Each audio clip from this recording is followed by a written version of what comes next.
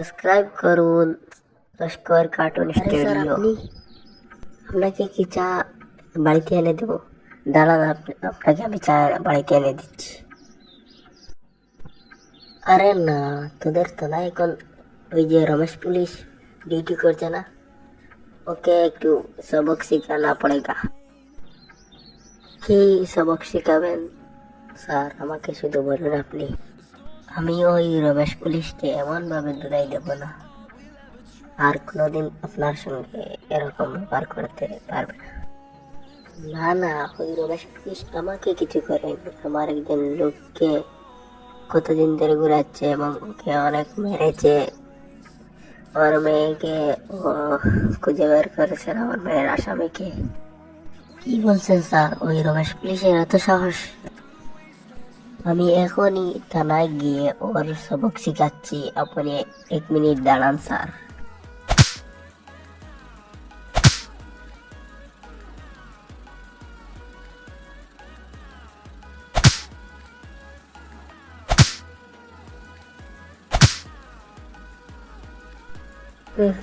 Sir, আমি কি করেছি? আমাকে কেন মারলেন?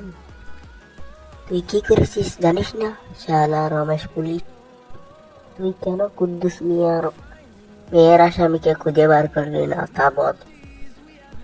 সত্যি বলছি স্যার, আমি কিছুই জানি না। সত্যি করে বল তুই কি করেছিস, নইলে আবার দেবো তোকে। স্যার বলছি, আর মারবেন না স্যার আমাকে। একদিন ওই আসামির বাবা আমাকে 100 কোটি টাকা দিয়েছিল, তাই আমি ওই কুদ্দুস মিয়ার মেয়ের আসামিকে ধরে নি। তোকে আমি 1 ঘন্টা সময় দিলাম, এর ভিতরে তুই ওই আসামিকে যে কোনো ভাবে ধরবি, না হলে তোর চাকরিও যাবে আর সারা জীবন তুই কারোতে পুরে থাকবে। ঠিক আছে স্যার, আমি এক্ষুনি যাচ্ছি। ওই আসামিকে এখন আমি কিভাবে খুঁজবো?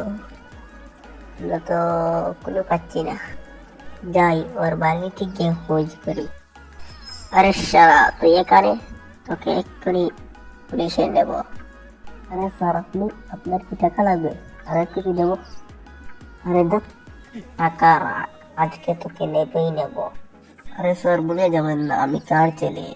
আপনি আমাকে ধরছেন কেন? আমার বাবা তো আপনাকে 100 কোটি টাকা দিয়েছে। আরে রাখ তোর 100 কোটি, তোকে, তোদের দুজনকেই আমি ধরবই ধরবো।